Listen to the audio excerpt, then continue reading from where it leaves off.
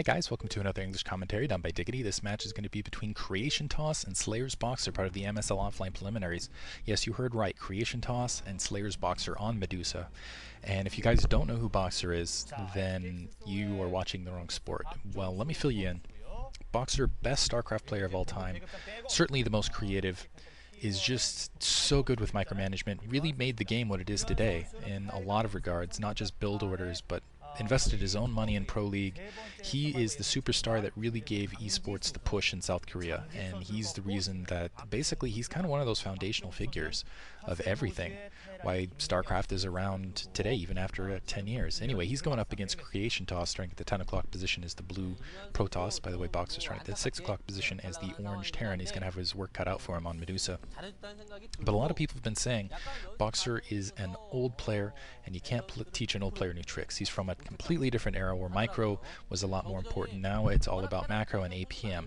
And I think that's completely ridiculous. I think if you had never seen a computer in your entire life and you had terrible eye-hand coordination when you were trying to pick up the game at like 30 or 40, then I would say, yeah, there's no way you can ever be good at StarCraft, quote-unquote. But honestly, I think if you've got the eye-hand coordination, you've got the determination specifically, the sky's the limit. And practice partners, honestly, and also an intellect to do so. I think practice partners is actually a bigger factor than most people give it credit for, because I don't think people learn the game in isolation. And here CreationToss, I think that's true of everything actually, but CreationToss here, look at this, going for a 12 Nexus. This is fortunate because Boxer is being extremely aggressive and sealing up his front door, trying to take a secondary. So Boxer playing really risky here, going for that front door seal. He's got to put down that supply depot before his gas, delaying that tank, making 10-15 gate very strong. 10-15 gate strong on this map, period. Fortunately for him, CreationToss is going to try to sneak an early economic advantage by taking that Nexus very quickly. We'll see if Boxer can sneak that out. Can spot that out, but that's going to reduce pressure. And Boxer going for a gas. Wow. And this is kind of, I don't know if it's luck, skill, or just he can read the mind of his opponents, but putting down his gas instead of the supply depot to complete that front door. Huh. Especially considering the latest thing for Protoss has been to produce a Zealot to kind of press that front door. This is extremely risky play for Boxer, but Boxer going for gas first to get that factory down sooner. Now sending out that SCV scout, it looks like, to the bottom, the right-hand spawn, the 3 o'clock spawn. See if he can scout CreationToss and this 14 Nexus off. It is going to be a little bit difficult to scout it simply because it is in that. It'll take a little bit more time because you got that upper base. I don't think Dragoons will be out by the time he swings around, though, but now stopping gas. So enough gas just to get... This is brilliant by Boxer. This is what I'm talking about. Boxer's creativity on another level. And he's going to take down that temple wall as well, make sure that no probes can sneak up there to get a scout. And let's see if he... And now getting back to gas. Let's see if he's got that front door capped as well.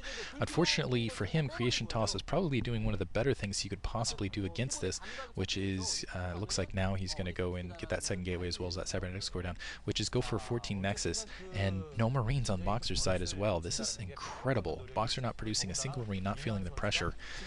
He's just playing, just cutting corners, playing the hilt, and this is Boxer's style of play.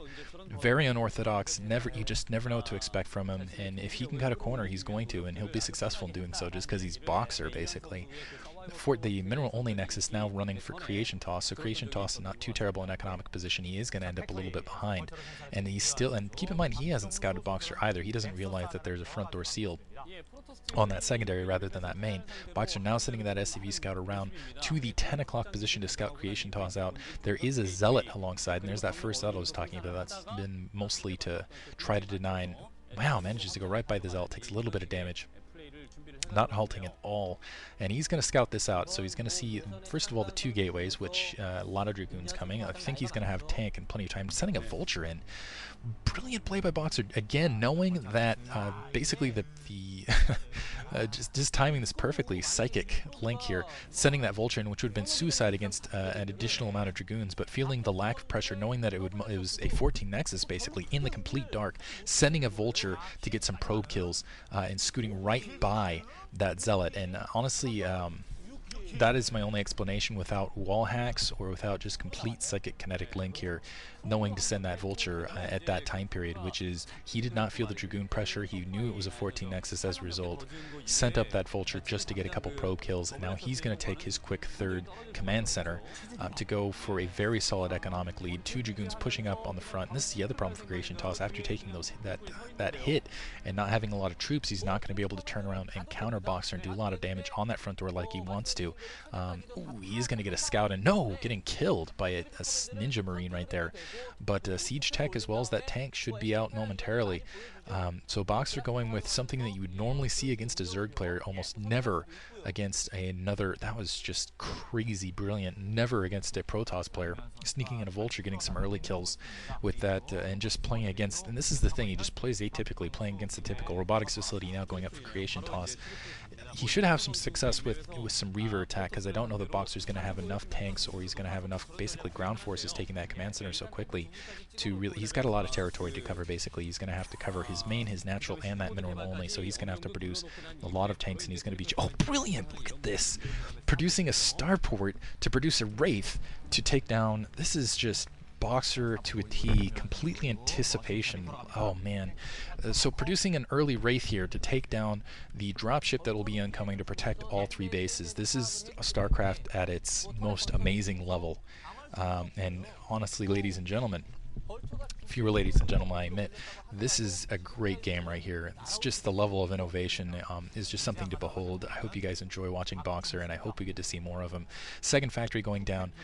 Looks like he's actually getting control tower, so I could be off on that Wraith, but if he does provide, oh wow, and using that control tower to speed up his gas mine, but if he does produce a Wraith right here, that would be absolutely brilliant play, and let's see if he does it. And he might, if he gets Cloak alongside, I would be even more impressed. He might still be just going for that dropship to go for that mineral only, try to inflict some damage of his own, but we'll see when it pops out. So either way, it's going to be producing right this moment. He is placing some mines along that interior wall just so he can get a spot out when things are headed that direction to provide a little bit to counter. I think that Wraith would have been absolutely brilliant though. Third base now going up for CreationToss, but he's already economically behind Boxer's three bases.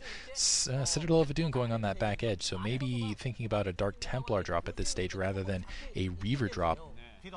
Only two factories up, still that starport is up. We'll see if we're probably going to see a dropship here momentarily rather than a Wraith. There's that dropship, and we'll see if this is going to be a pretty decent Vulture harass. So here I'm going off about how brilliant Boxer is stopping the Reavers, and neither Reaver nor a Wraith is in play, so go figure. Oh well, no, maybe there is. It looks like he's going to try to elevator some troops off. The mines are going to reveal this, and oh god, how psychic can you get?